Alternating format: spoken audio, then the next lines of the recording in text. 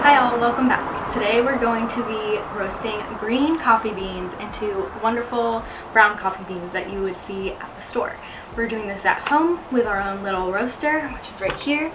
And I'm just going to show you step by step how to turn these green beans into beautifully roasted coffee beans. So it's a lot easier than you might ever even be able to imagine, and let's dive in together.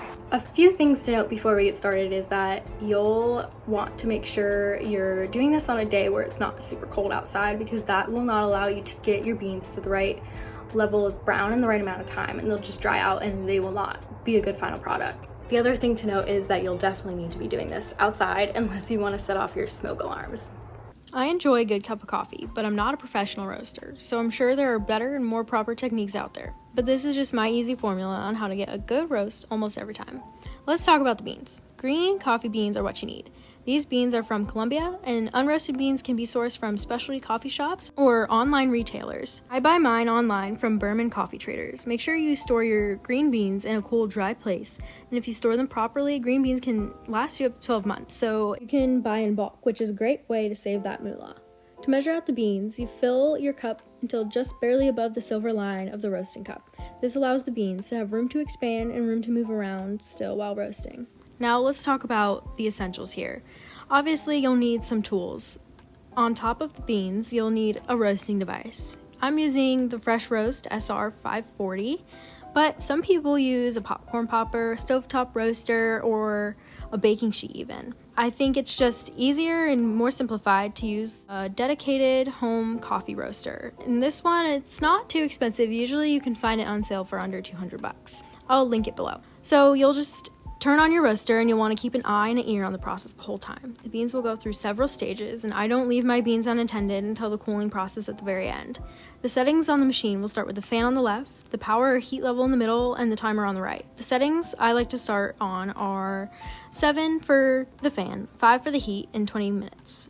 Every 1 to 2 minutes, depending on how quick the color of the beans is changing, I'll increase the heat by 1. I'm constantly monitoring the amount of movement from the beans because I want to make sure they're always moving, otherwise the bottom layer will burn. This involves changing the fan speed. As the beans roast, they get lighter since they're losing moisture content. So I'm usually moving the fan of the speed down. I like to make sure I'm keeping the roasting moving along because doing a slow roast on the coffee beans will create a bad result. So you want to make sure you're heating them in the right amount of time. The beans really should not be taking any longer than 20 minutes to roast. If not, the beans could turn out oily from the internal shell, cracking and letting out the carbon dioxide too soon. The acidity could be too low, or it could stall the proper roasting of the bean due to the slow temperature changing, causing the flavors to not even develop. After about 4 to 6 minutes, you'll hear the first crack. This sounds like a quiet version of popcorn popping and signals the beans have reached a light roast. If you prefer a medium roast, don't start the cooling process yet. Let the beans roast for a few more minutes until they reach the color of your desired medium roast.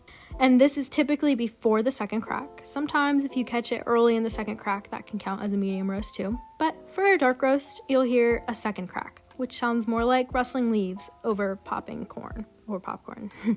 Once your beans have reached the desired roast level, which is ultimately up to you, it's really your preference here. Quickly press the run/cool button. This will stop the roasting process. I crank up the fan for this part just to allow the cooling air to reach all of the beans. Now you'll just need to let your beans and roaster cool down so you can transfer the beans to be stored in a container.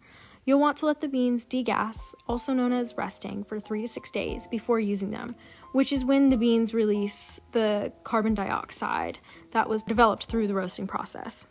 Brewing coffee before degassing the beans will lead to a weak cup of joe or an uneven extraction, which could lead to a really undesirable cup of coffee.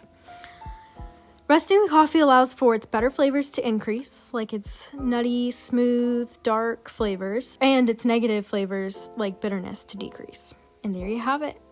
Your freshly roasted beans for the freshest coffee you'll have at home. Enjoy the rich flavors of your very own roast, and happy roasting. Alright, my coffee beans are done, which is awesome, and there's still some shells, but I'll get those out later. Just blowing in a little bit, like there were probably a few that came out, that's why I closed my eyes. Like that, and stirring them will get all of the shells out for you. And After this, you just leave it on the counter in a container, or in here if you want, for about 12 hours to let all of the heat subside. You could definitely do less than that, so whenever they feel room temperature to you, you're probably good to go. But I would just leave them for 3 days, and then you're ready to use them. That will be the best point in time to use them, and you should get awesome crema if you have an espresso machine. But if you don't have an espresso machine, it should definitely up your coffee game at home. And all you'll do is just grind them up and use them. So I'm super excited to dive into this batch, but I do have to be patient and wait 3 days. And if you have any more questions, I'm more than happy to hear those in the comments, but I am not a pro. I will just disclaim that. This is how I like to do it. And for each type of bean that you have, you can research and see which is the best type of roast for it. So I hope that you enjoyed this video, and if you did, please like, comment, and subscribe for more content like this. Thank you guys so much.